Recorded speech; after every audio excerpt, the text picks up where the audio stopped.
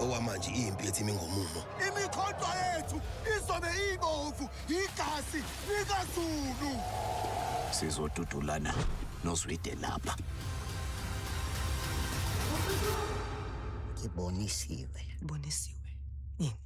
Hello everyone, welcome back to ASR, African Stories Realized. This is our weekly review of Shaka iLembe Season 2. Don't forget to like and subscribe. Let's get into it. Episode 9 picks up in Gudungomo on the eve of the war between the Ndwandwe and the Zulu. Goloza is shown a daunting vision of the impending war, a vision he refused to share with Zwide and the Royal Council, claiming that his grief had blinded his sight. It was also reported to Zwide that Mzilikazi and his regiment had disappeared. Zwide announced that his son Nomahlanjana would lead the Ndwandwe forces, despite one of his royal advisors insisting that he didn't have enough experience. Meanwhile, Nandi was in Elangeni requesting support for the upcoming war with the Ndwandwe, where her brother pledged the support of the Elangeni kingdom. The Hlubi king also pledged warriors to the Zulu cause. Nandi then made her way to the Kwabi, requesting their support. However, their newly crowned king, Phakathwayo, refused to support the Zulu unless Shaka submitted to him and the Kwabi. The Zulu's biggest ally, the Mthethwa, with Mundisa questioning Shaka's support in Dingiswayo's last days, insisting that staying out of the war is best for the Mthethwa's survival. Despite Mzilikazi's absence, the Ndwandwe army marched to Kwanobamba with confidence after receiving word that the Mthethwa would not support the Zulu.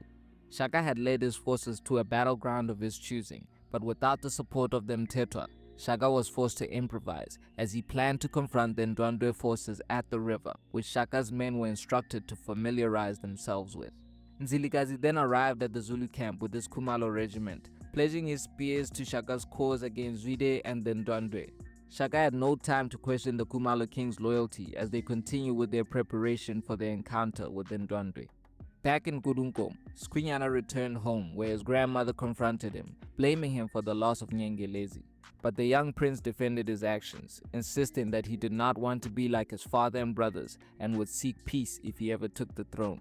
Queen Ntombazi then sent him to check on his uncle, Goloza, who was still grieving the loss of Nyengelezi. Skwinyana visited his uncle and tried to comfort him before Goloza revealed what he saw in his vision, the deaths of Nomahlanjana and his brothers. Queen Ntombazi immediately orders Skwinyana to go and warn Zwide and his brothers. However, the first battle had already begun as the Ndwandwe forces arrived on the river banks. Nomahlanjana ordered his brother Mbedra to lead his forces across the river where the Zulu ambushed them while the Khumalo launched their spears with Mzilikazi fatally striking Mbedra. After the young prince fell, the Ndwandwe were forced to retreat, and back at their camp, Zwide mourned his son and once again promised that Shaka would pay. Back in the Zulu camp, they celebrated their victory in the first battle, but prepared for the next one, with Mzilikazi revealing to Shaka that there is nothing Zwide cares more about than his sons, with the two allies plotting to take the Ndwandwe princes out one by one. The following day, the Ndwandwe forces crossed the river early, planning to ambush Shaka's men. However, they were 10 steps ahead. Shaka's brothers were instructed to create a diversion using the Zulu cows as bait, ultimately forcing the Ndwandwe army to split up. While a group of them pursued the cattle, Nomahlanjana and his brothers led the Ndwandwe regiment into a trap, where a slaughter ensued, with Mzilikazi killing another one of Zwide's sons before pointing out the rest for Shaka and his men. Back at the river, Skwinyana arrived to warn his father of Goloza's vision.